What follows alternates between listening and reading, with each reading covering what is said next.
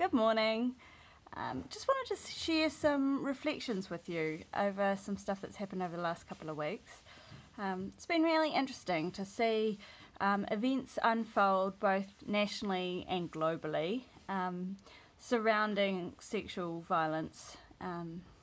So at home we've had the whole Colin Craig and Rachel McGregor saga unfold. And it's horrible to see what he's putting her through, but also really heartwarming to see the public's support of her. And I know that the generosity from everyday Kiwis has been overwhelming for Rachel, and I know your heartwarming messages mean so much to women like us that are standing up for this sort of thing. And then internationally with the Brett Kavanaugh saga in America, just been really interesting.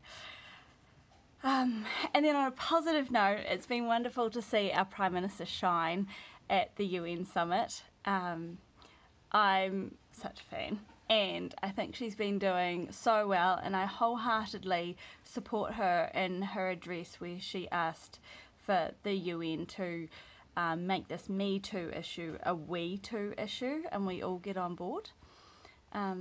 It's been interesting though, probably more on a personal level, and just thinking about actually how far we've got to go as a country in New Zealand.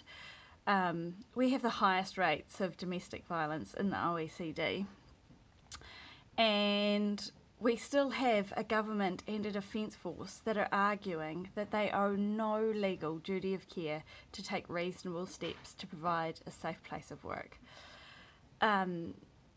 which is just so outdated and wrong in 2018. And I've been doing quite a lot of reflection on this, and I'm just flabbergasted that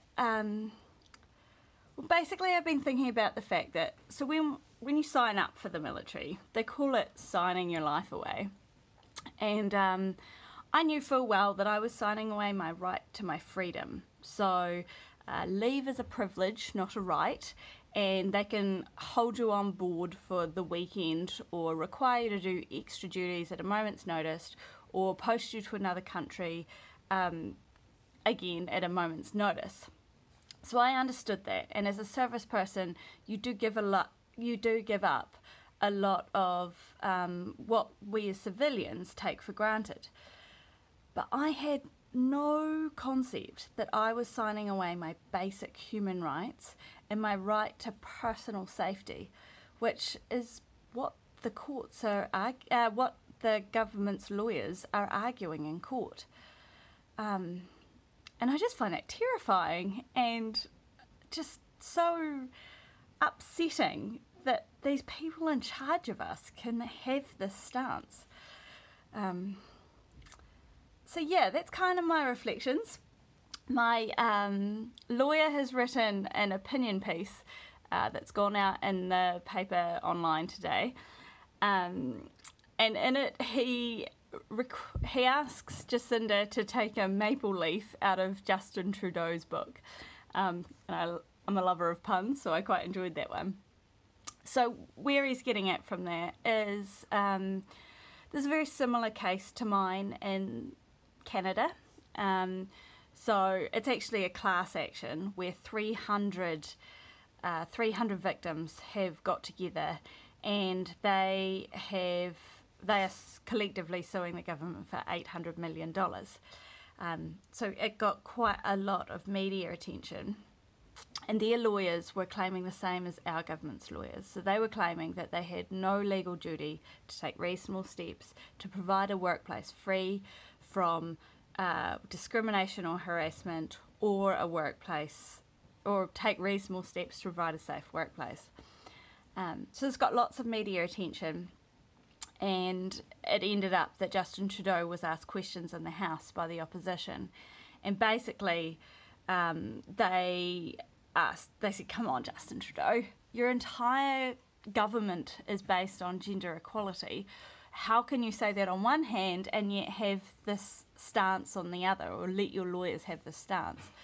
And within 24 hours, he issued a statement to the media saying that he had asked his lawyers to only make arguments that were in line with government policy. So, Jacinda, if you happen to be listening, I'd love it if you could have a look at what Justin Trudeau has been able to do in Canada and see if that can fit within New Zealand systems, because we're all striving for a gender equal New Zealand, and this is a critical step. So yeah, that's enough of this stuff for the weekend. I'm gonna say bye and go have a lovely weekend. Okay, bye.